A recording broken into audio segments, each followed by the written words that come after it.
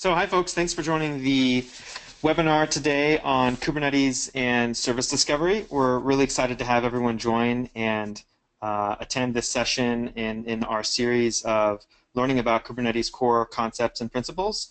My name is Joseph Jacks. I'm with Apprenda, and I'm your co-host today, along with my good friend Johnny Karam, MSV. Johnny, do you want to do a quick intro? Sure. Thanks, Ajay. Hi, folks. This is Johnny Kiram. I'm currently a market research analyst and an advisor to a few startups focused on microservices and containers. I'm a Google developer expert, primarily focused on GCP. Awesome. Thanks, Johnny. So Kubernetes has a lot of exciting concepts. In this webinar series, if you've been attending and looking at the previous sessions, we've actually covered a number of concepts. But just to kind of review some of the things that you receive out of attending each webinar series, we are really excited and happy to see lots of attendance, and we know lots of people internationally across Asia Pacific, North America, and Europe have gotten a lot of value. So obviously we're covering lots of different concepts. We try to keep the content and the information very accessible and informational to a wide range of skill levels and backgrounds. So ideally, you can get a lot of value and insight. Basically coming from a standard knowledge around Docker and kind of understanding how containerization can help you build more efficient and reliable applications. Every attendee for each one of these webinars actually gets $100 in credits from Google Cloud, and we're also offering some other incentives there. So the objectives in this webinar are to go over and outline what a Kubernetes service provides. This is one of the foundational objects and primitives in Kubernetes. Is a service. We'll also talk about service discovery through environment variables and how you can use Kubernetes service discovery, sort of the base service discovery using environment variables, and also using the built-in DNS functionality through Kubernetes as well. And then we'll actually cover the differences between a few different service types. So by default, Kubernetes provides some standard service discovery functionality that can be activated using different different networking controls at the node level, as well as at the proxy level for how traffic can be received into a set of pods for an applications, or how you can expose services to the outside world in a cluster. So we'll cover cluster IP, node port, load balancer, and how those differ and how you can use them in your application. So to go over a quick recap, Kubernetes has this idea of a pod. What a pod is basically the way you package and deploy your application on Kubernetes. It's a fundamental deployment unit. Basically represents a collection of containers.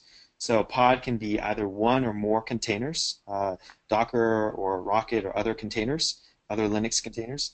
And each pod actually has its own routable IP address as well. So this makes the networking abstractions much more simple and much more scalable from the basic foundational levels.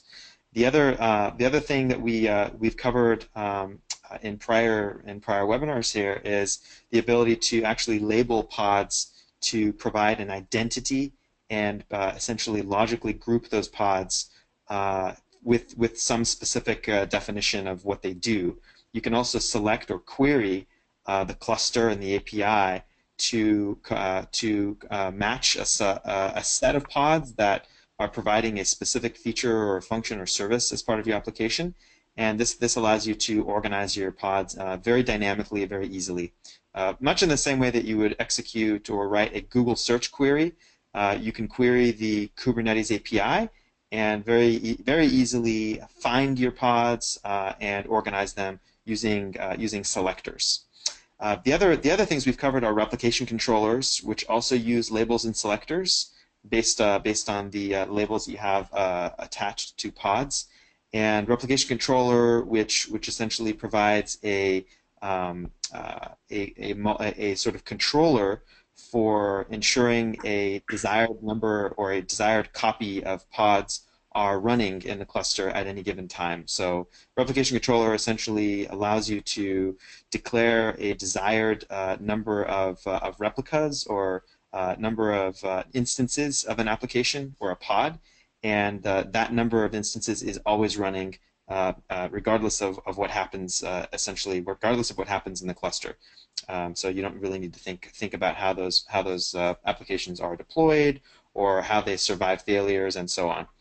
The other thing we talked about was pod IP addresses can change throughout the lifetime. So if a pod dies or gets restarted and a new copy pops up somewhere else, the IP potentially might change over time. So we covered some of these basic principles, and just to quickly recap on some of these concepts. All right. Thanks, JJ. Thanks for a quick recap and setting the stage. All right. So, as JJ mentioned, pods have a very ephemeral IP address, and they are never permanent. So, when a replication controller or a replica set kills certain pods because of the policy, or when the pod actually dies and comes back, there is no guarantee that the IP address would be retained. So in that case, it becomes a challenge for developers to basically create a composable application where there are dependent pods. Let's visualize a deployment where you have a set of front-end pods and then you have a set of back-end pods. So the front-end pods actually call certain methods or depend on the back-end pods. So in a traditional environment, you would be tempted to use the DNS name or the IP address, for example, like a MySQL connection string that has the host name or the IP address, or for that matter, any well-known endpoint is always identified through an IP address or a DNS name. But in case of pods which are fungible, which are ephemeral, there is no guarantee that they would actually retain the same IP address. So it becomes a big challenge when you're architecting microservices or migrating existing monolithic applications and refactoring them for containers and Kubernetes. So what is the solution? So a Kubernetes service is essentially a solution to the problem of discovering these pods which are logically grouped together and which need to be discovered at runtime. So think of the Kubernetes service as a glue that basically brings the front-end pods and the back-end pods, going back to my original scenario, bringing them together. So it is basically a channel for the pods to talk to each other. And the best thing about a Kubernetes service is it's not going to really bring any kind of dependency of an IP address or a DNS name to this communication. So a set of pods that need to talk to another set of pods will always talk to each other via a service. So it's basically an intermediary that establishes this channel of communication across a set of pods. And how does a service recognize or route the traffic to the appropriate pods? Well, if you recall, in the previous webinars, we talked about labels and selectors. So when you're creating pods, you essentially tag them with a set of labels. And when you're creating a service, you basically create a selector to identify or logically group a set of pods that match the criteria. For example, you have a MongoDB replica set, and you already created a set of labels to identify them as app, as an app name followed by type is DB. And when you're actually creating a service to expose all the MongoDB replica sets as one, you could actually use the selector to point to all the pods that match the criteria of type DB. So that is how a service would bring multiple pods into the fold and automatically routes the traffic to each of them. So this is an essential building block of Kubernetes because it enables the most essential communication across pods. And just like a container exposes a port through the host, you can also expose a port at the pod level, and that port can be used to route the traffic through the service. So that's where you have the concept of a port and a target port. A port is what the service will expose to its consumers, whereas the target port is how it is going to route the traffic to the destination pods. So it's a very simple concept where you expose a specific port to the outside world, and that can be very different from the ports that each of the pods are exposing. So it doesn't really matter. And this also brings a level of abstraction and avoids any conflict that you might actually encounter when you're exposing ports. So Kubernetes service supports both TCP and UDP protocols. So let me take help of a simple visualization to drive this point. So let's say you have a Kubernetes cluster, and there are 3 nodes, and each node is running a pod that matches a specific label. And let's say that label is color is equal to red or green or yellow or blue. So one of these colors are associated with the pod. Now, ideally, I want to create a service that basically points to all the pods that match the specific color. So the first thing is we go ahead and create a service called red, and we associate this by saying color is equal to red. So automatically the service called S1 will bring all the pods running across multiple nodes under one umbrella, and the traffic that hits S1 will be automatically routed to one of the pods running in any of the available nodes. So similarly, you can go ahead and create a service to basically group all the green pods, followed by another service meant for yellow pods, and finally for blue. So this architecture makes it very, very modular and composable, and this is the foundation for microservices. So I want to show you a quick demo to drive this point across. So let me basically bring up my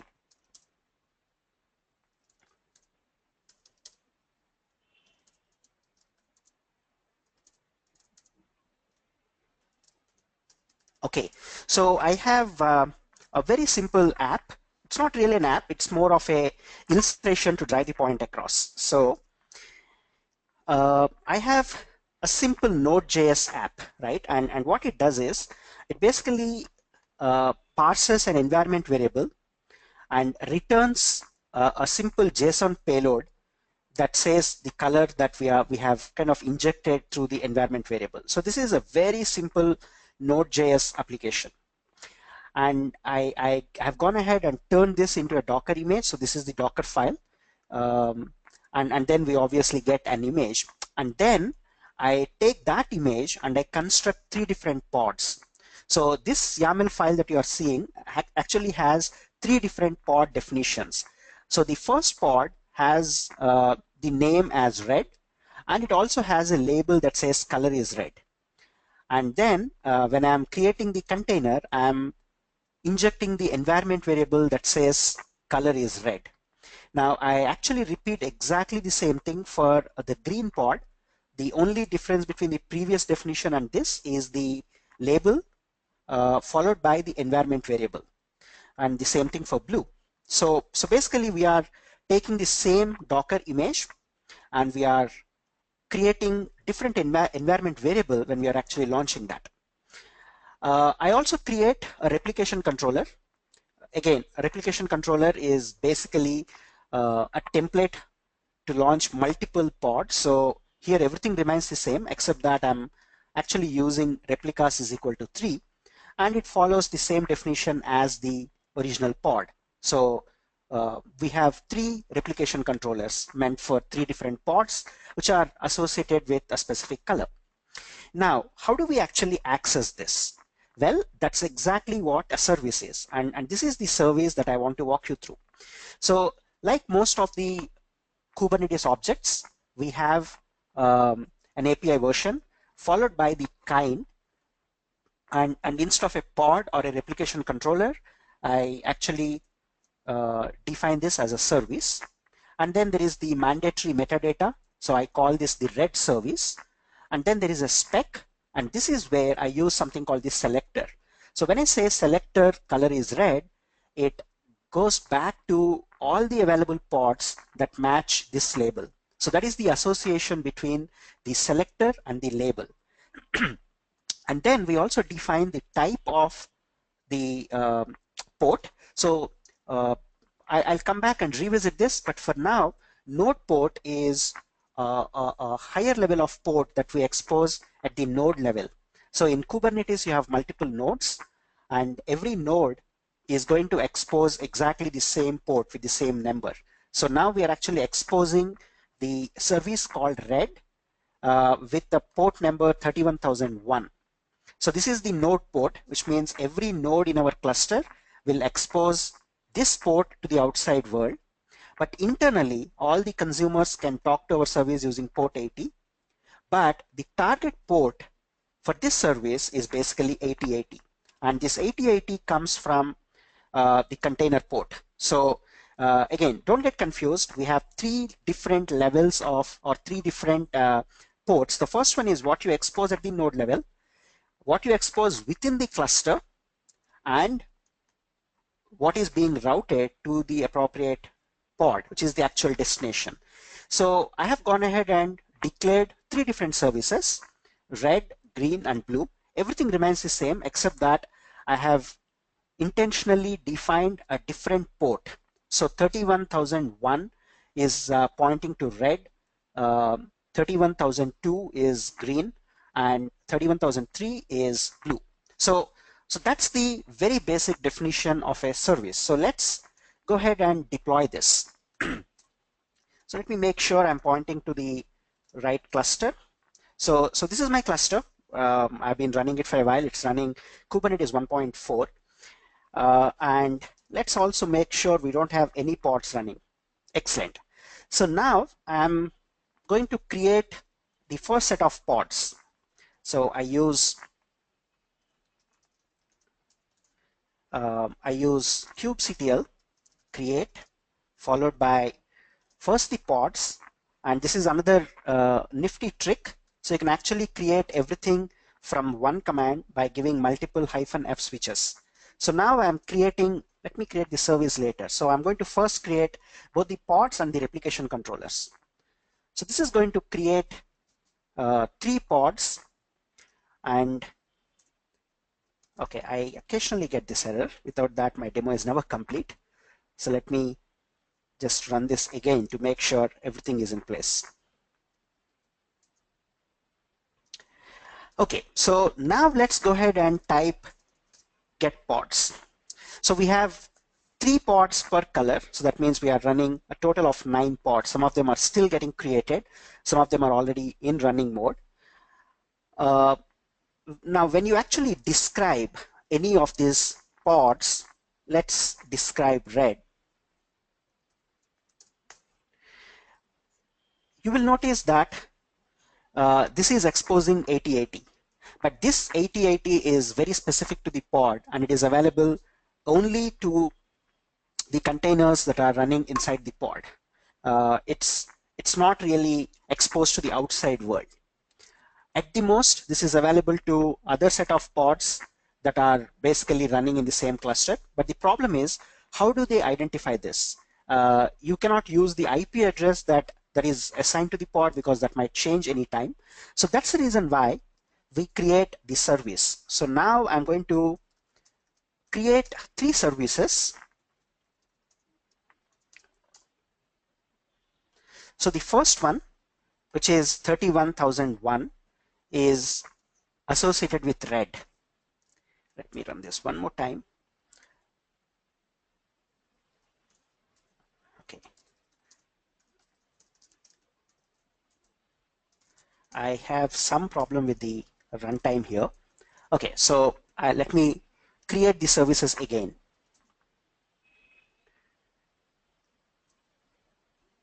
Okay, looks like all the services are created. So I will first delete them, and then we will create them again.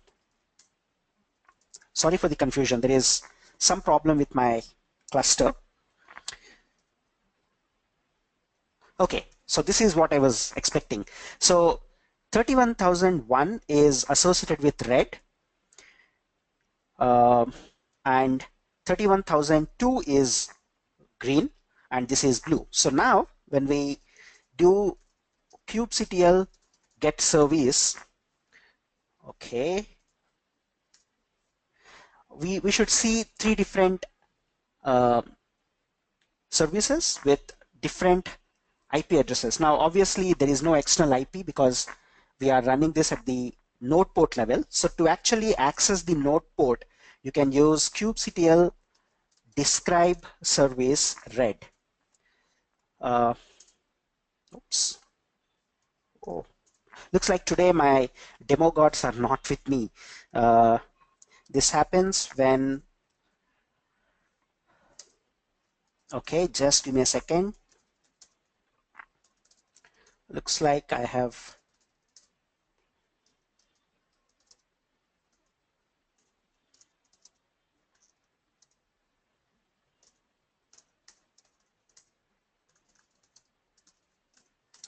okay, I'm running a local cluster, and looks like I'm running into issues with that.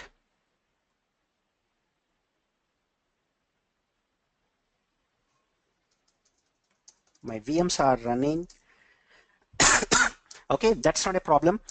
I'm going to switch to my other cluster, which is running in GKE, which is absolutely fine. So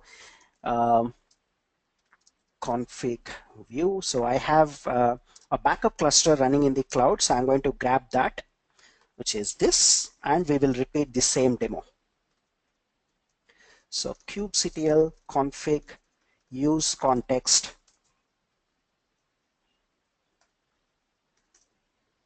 Okay, so we should be fine. Give me a second while I get back to the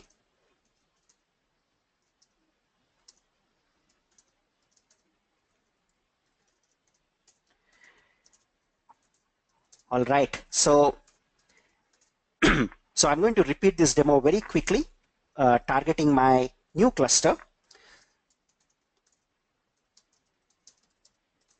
I may have a couple of pods running in this, but they are different from what I'm trying to deploy here. So now I'm going to create the pods first, followed by the replication controller, followed by the service. Excellent. Okay, so now everything is exposed, but we have a problem because this is actually running in the cloud and it's not very easy for us to access. We don't have the actual IP addresses assigned to them. But these ports are basically exposed at the node level. So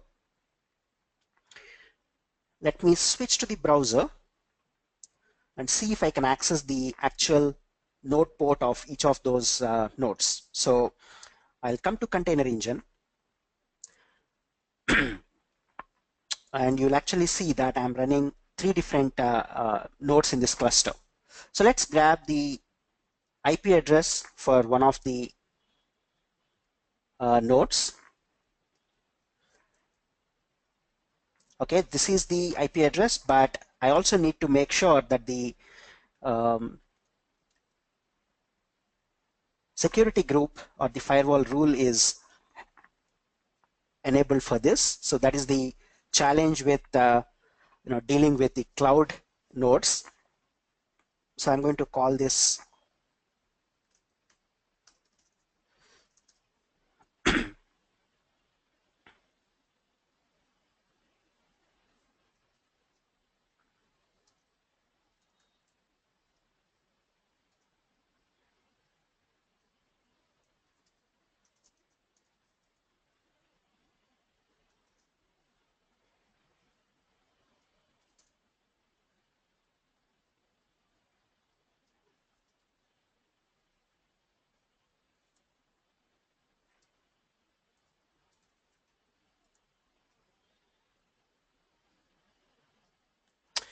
Okay, I think I ran into an issue with this.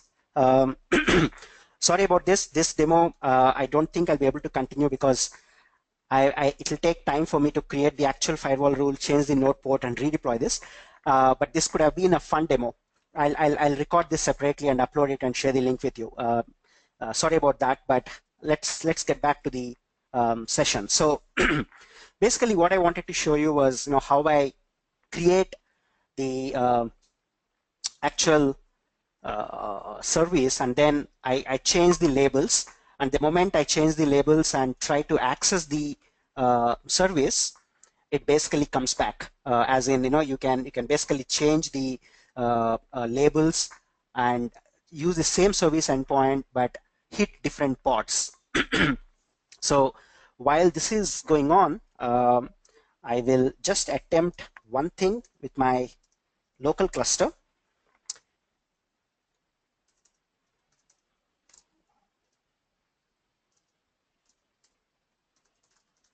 This should take just a few minutes while I'm explaining you the concepts of the DNS and the link variables of Docker Compose. All right. So the earlier demo was basically this, where we use the labels and selectors to associate the appropriate ports with the service. Now, apart from this, you can also use the Docker compatible environment variables, right? For example, in a typical scenario where you're using, let's say, a MySQL container and a Node.js container, the way you expose the MySQL service to the Node.js is by creating a set of environment variables, and these environment variables are available the moment you link them. So you first launch the MySQL container, you give a name, and then you launch the Node.js container. And when you're launching that, you use the -- link switch to make sure that the MySQL container is available to your Node.js container. And after that, you'll see a set of environment variables like what you're seeing in the slide. This is actually pointing to a Redis. So instead of using the IP address that might actually change every time you launch the container, you will use the environment variable in your code to discover the target service. Now, the good thing about Kubernetes is when you're actually creating a service, all the pods that belong to the same namespace will also get the environment variables, and they are compatible with Docker link. So which means if you are migrating an application from a set of Docker Compose files or a Docker environment, without modifying your actual code, you can pretty much run that within Kubernetes.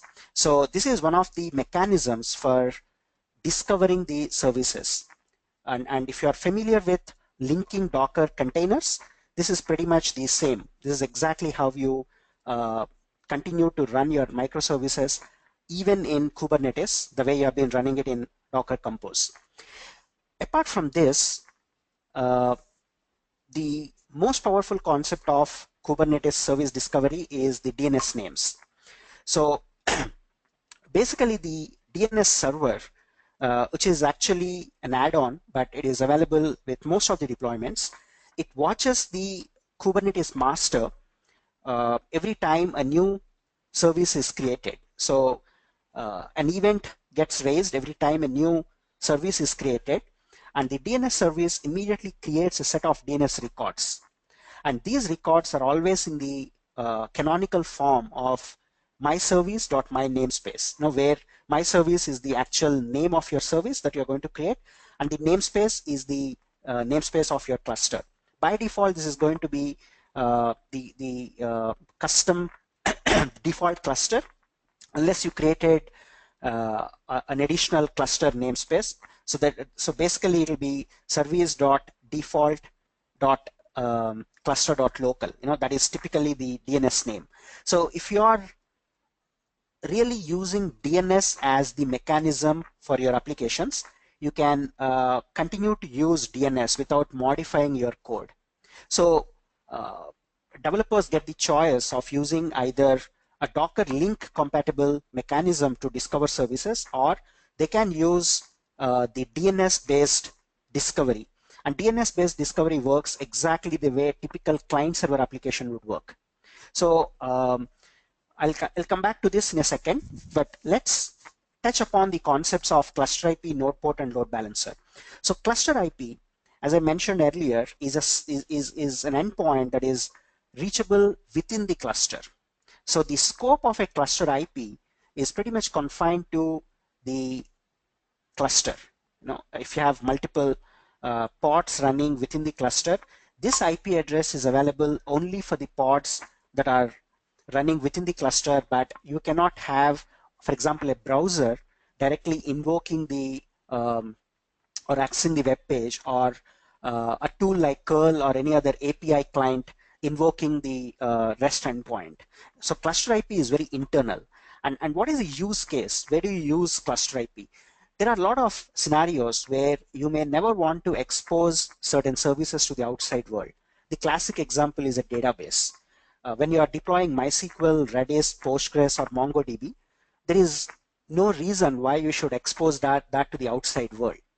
But remember, MySQL can run in a model where you may have like a master or a read replica, and you may want to route the traffic to more than one pod at any given point of time. So you will still create a service even if you have just one pod, and you will expose that as a cluster IP. So cluster IP is pretty much meant for client server like architectures, where you have a set of pods that act as clients, and then you have one server like MySQL, and that is exposed to the internal clients through the cluster IP. So the scope of cluster IP is limited to the same cluster.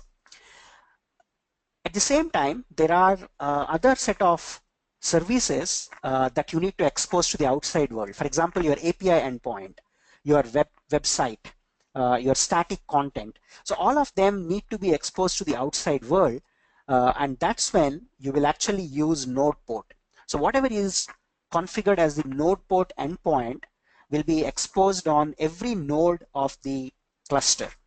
So the good thing is you can basically hit any node with that specific port, and it automatically gets routed, even if the pod is not really scheduled on the same node. So that is a very important concept to understand. And that is the power of a flat networking namespace that Kubernetes uses.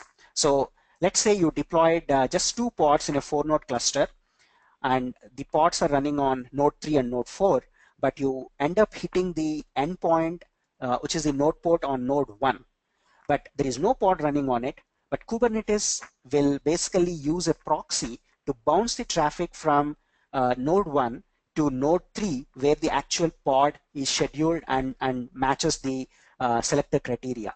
So it doesn't really matter which node the pod is scheduled, it would still work irrespective of where it is scheduled. So that is the beauty of node port. Then there is another endpoint which is called load balancer, and this is basically an ingress mechanism that is available in the public cloud environments. For example, if you are deploying your service in a cluster running on Google Container Engine or AWS or Azure, these cloud providers have load balancer. So you essentially introduce a level of abstraction before node port. So node port is still there, but a load balancer will take over the front-ending part and will automatically route the traffic to appropriate nodes. So this is as good as creating an ELB manually and then registering every node with the appropriate node port. But instead of you doing that manual process, Kubernetes gives you a mechanism where you basically tell the service definition that you are using an ingress called load balancer and you are using a public cloud environment. So based on the runtime environment, Kubernetes will go ahead and create the actual load balancer for you, whether it is GCE or AWS or Azure, OpenStack, wherever there is load balancer as a service that's available, it can create an abstraction layer for you. All right. So hopefully my cluster is now up and running. Let me switch to this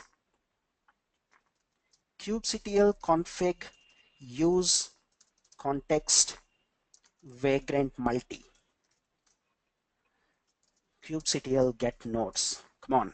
All right. So looks like we are back in shape. So I want to continue my color coded demo and then we'll switch to the final demo.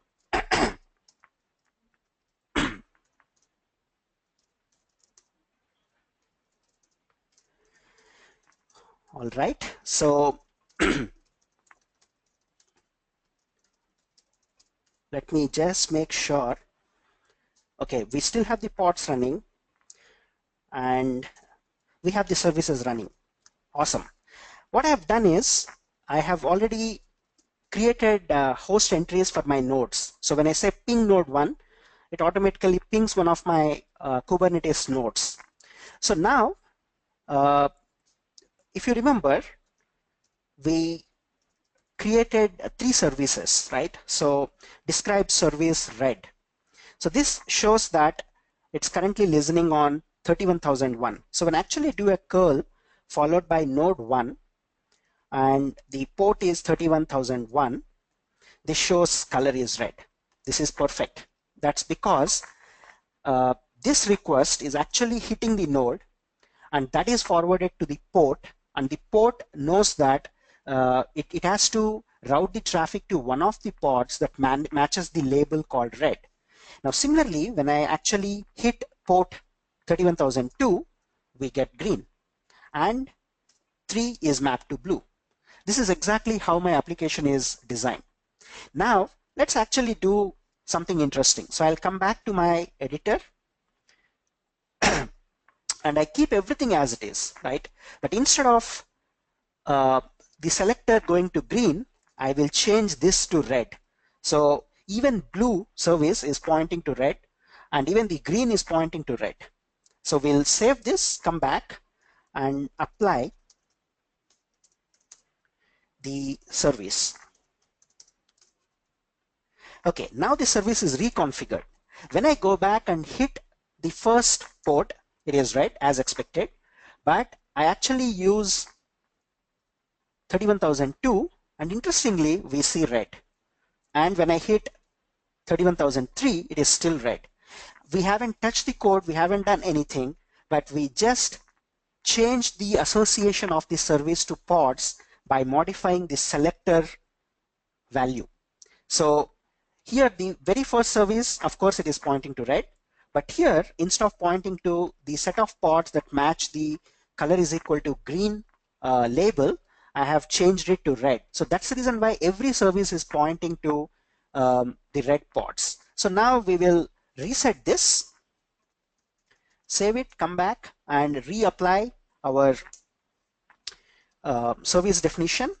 And now when we actually do a curl to each of the services, we are back in action. So this is the beauty of services. So very loosely coupled and gives you a tremendous flexibility of associating an endpoint with a matching set of pods. So in a continuous integration and deployment scenario, it's very easy for you to do A/B testing without ever interfering or disrupting your production environment. And this is also useful when you're doing rolling upgrades. It's very easy for you to drain the traffic on a set of pods through the service and then slowly route the traffic to another and eventually shut down the previous version. So that's the demo that I wanted to show, and I'm glad it all worked. Now it's time for us to see a more realistic application. So I want to show you slightly powerful application. So I have a simple Node.js application here. It is nothing but a to-do application. I don't think I have time to walk you through the code, but you get an idea. So it's my very simple Node.js app, and it talks to a MongoDB. So what we'll do is we'll actually deploy this locally and then deploy this in GKE to see the load balancer thing in action. So let me go to deploy folder, and here I have local and GKE. So So here I have a set of artifacts. So let me, okay, I want to first close all of them and just open what is relevant for us. All right. So here I have a database pod, and this database pod is basically running MongoDB. It exposes port 27017, which is the default port for MongoDB.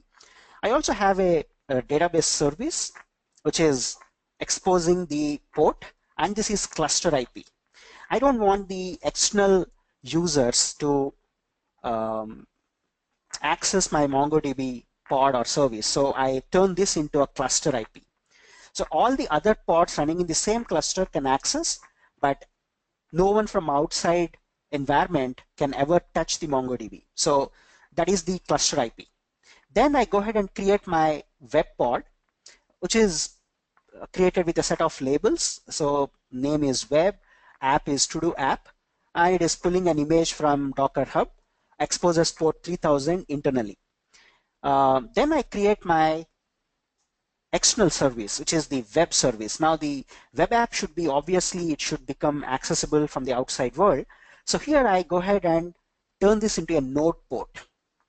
So the node port is going to be exposed to the outside world, and I deliberately didn't give any specific port for the node port. I'm letting Kubernetes choose a random port and assign it to my service. So that is a very simple application, a to-do app written in Node.js that uses MongoDB as the backend. So now let's go ahead and deploy this. But before that, I will actually delete everything that we have. So delete pod red, blue, green. And we'll also delete these services.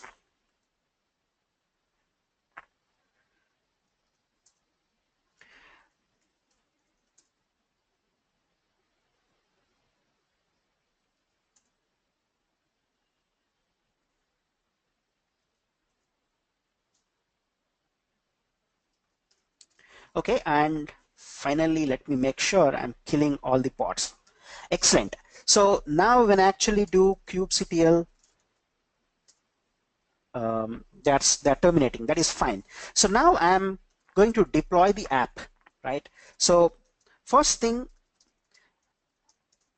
the DB pod. So this is going to create the MongoDB pod in one of the nodes. And then I want to expose this to my Node.js app. So I'll go ahead and create the service. And then I create the web pod that is going to contain my Node.js image.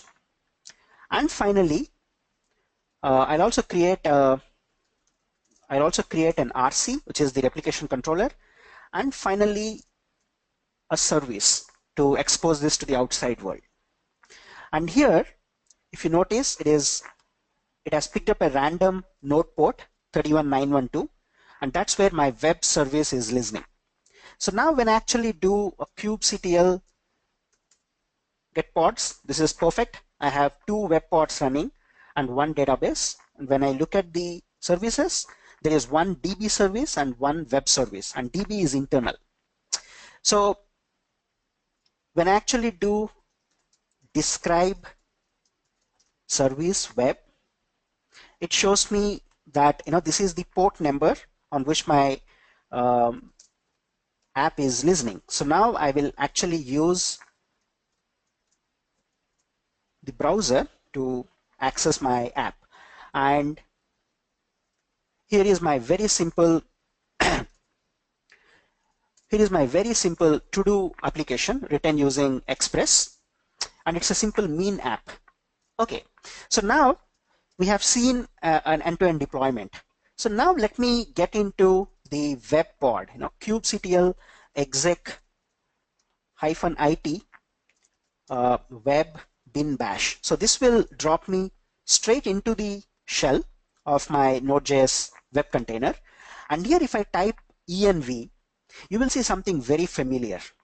So you'll actually notice that this has db underscore port, db underscore service, port db. So all these are exactly similar to the Docker link variables that you are familiar with. So I can actually bind my application to this, or I can also ping DB. So when I actually do a ping DB, of course, it doesn't really respond because it's not a routable IP address, but Kubernetes proxy knows how to basically take this and point to the MongoDB instance that's running somewhere. So the idea of using either the Docker link compatible environment variables or the DNS name, if you actually notice, DB is the actual service name that I have given. Default is the namespace. .svc, .cluster, .local is the moniker that Kubernetes automatically attaches. So all I need to do is just say ping DB and it will automatically resolve. So that is exactly how I have bound my application to the MongoDB instance. So I didn't really change anything. As long as the host name of MongoDB server or a pod or a VM or a service is DB, my application will just work. So if you look at my db.js, I'm connecting to MongoDB instance and the host name of my database server is DB. And guess what? PingDB actually resolves to the service. So this is a perfect way of discovering my service at runtime without really changing my application code. So if your application is already running in a Docker Swarm environment, or for that matter, even in a set of VMs, and you're using a DNS name to connect one app with the other, this is the perfect mechanism for you to enable service discovery. Least disruptive and very, very powerful. Okay, so let me come back to the machine here on my dev machine. And now instead of targeting the local environment, I want to target GKE. So the Kubernetes, hosted Kubernetes version running in Google Container Engine. So now, again, let me make sure I close these windows and then I'll show you some differences here. Okay, so the very first thing, since I'm targeting Google Container Engine, I'm actually using a persistent backend. So I'm using a persistent disk, and I've already I use the appropriate moniker. So GCE persistent disk, Mongo disk, and then everything else is exactly the same. This is a cluster IP. If I don't give a name to this, it automatically becomes a cluster IP. My web pod looks exactly the same. There is no difference. The replication controller is the same, but when you actually look at the service, you will notice that I'm using the type load balancer. Earlier, I have used a node port, and now I'm actually using load balancer. And what this instructs the runtime, which is GKE in our case, is to negotiate with the underlying cloud infrastructure and create a load balancer as an ingress and point that to all the running nodes. And everything else remains the same. The target port is 3000 because that's what my container is listening on, right? My pod. And port 80 is what I want to expose. So everything remains the same. So now when I actually deploy this, so it's time for me to switch to my GKE cluster. Okay. And now when I actually do get pods, we will see the pods. Okay, we haven't switched the actual context.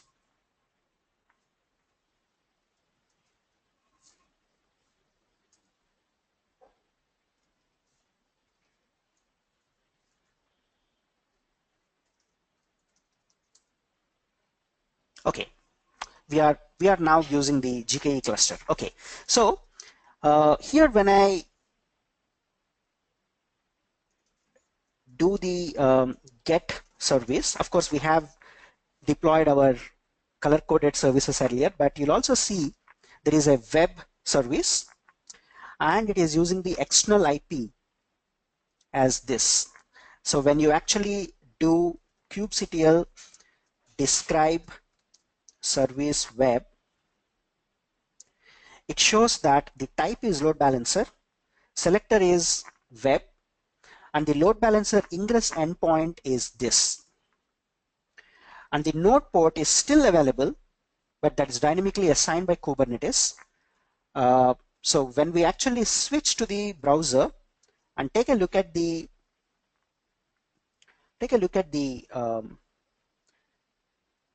GKE environment, let me first show you the compute engine part. And when I go to the disk section, you'll see that there is a Mongo disk that's already created. So before I launch the cluster, I basically created a persistent disk in the same zone as my cluster. So that will take care of my persistent backend for MongoDB.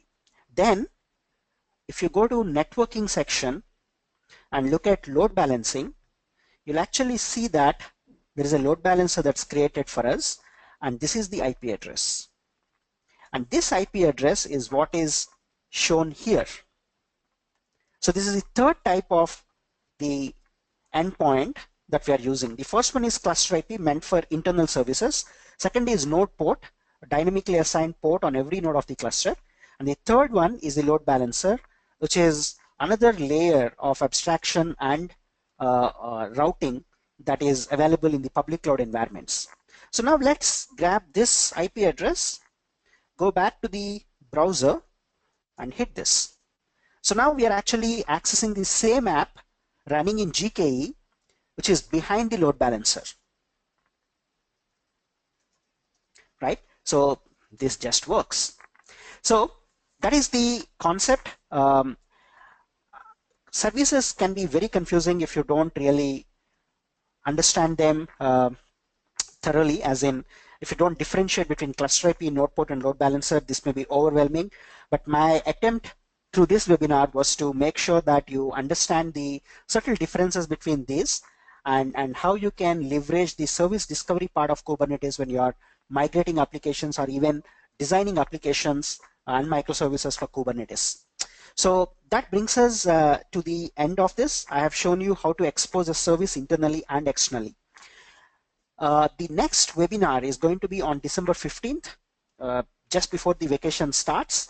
And I'm going to round up all the concepts that we have learned so far, all the way from creating pods, replication controllers, labels, annotations, selectors, services, bring them all together by migrating an existing Docker Swarm application to Kubernetes. So this will be a pretty interesting session where we refactor, or rather take an existing deployment artifact targeting Docker Swarm and modify that a little bit to target Kubernetes. When I say modify, I don't mean the code, but just the artifacts.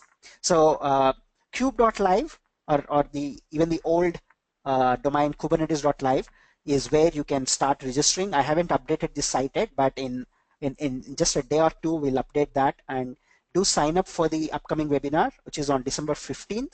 And this is going to be an interesting session, particularly if you're already familiar with Docker Swarm. So that brings us to the end of the session, and now we can take a couple of questions.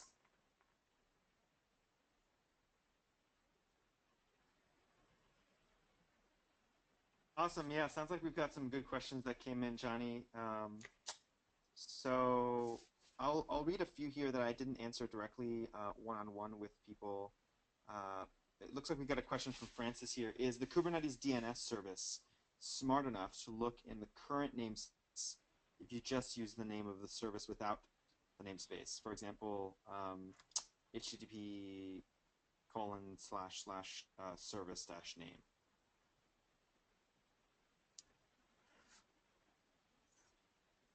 I'm just looking at the question. Just give me a minute.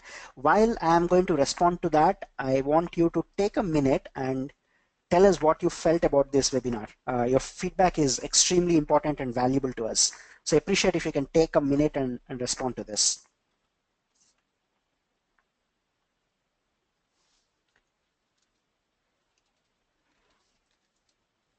JJ, can you just copy and paste that question maybe in the chat window? Sure. I'll just send it directly to you, Johnny. Yeah. All right, I got it. Yeah. Yes. So the question is Kubernetes DNS smart enough to look in the current namespace if you just use the name of the service? That's the whole idea.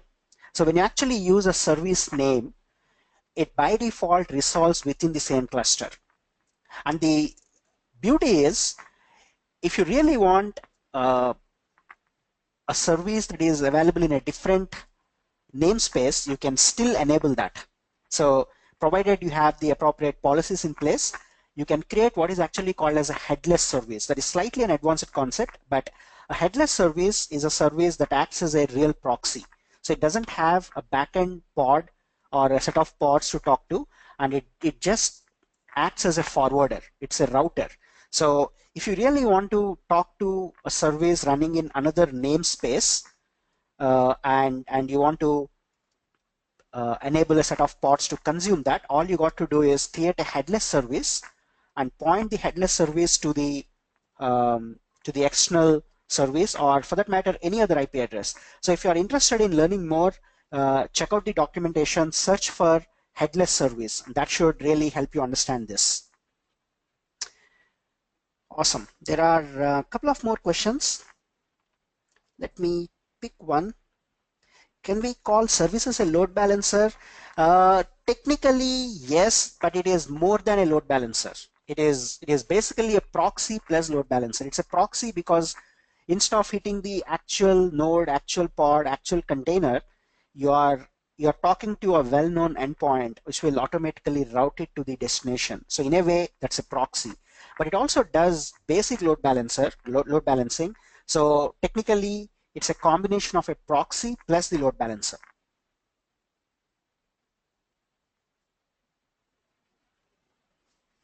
Yes, there is a question on why are we still talking about replication controllers instead of replication sets and deployments. Absolutely. This is a conscious decision. Most of the beginners, they are more comfortable dealing with pods separately, replication controllers separately, and services separately. That gives them a very clean separation of concepts and concerns. And that's the reason why I deliberately picked up the terminology and the taxonomy of using pods, replication controllers, and services.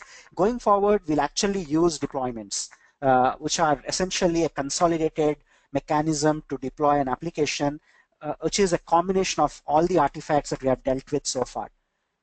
This is targeting the beginners, and I want to make sure that it is clearly articulated and the difference between each of these objects of Kubernetes is clearly explained.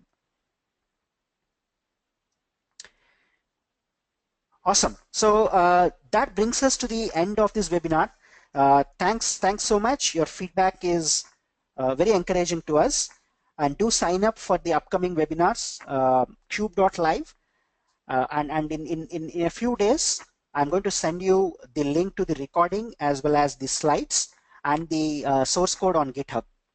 JJ, thanks for joining me. And we will bring the next session back in December. Thank you. Thanks, Johnny.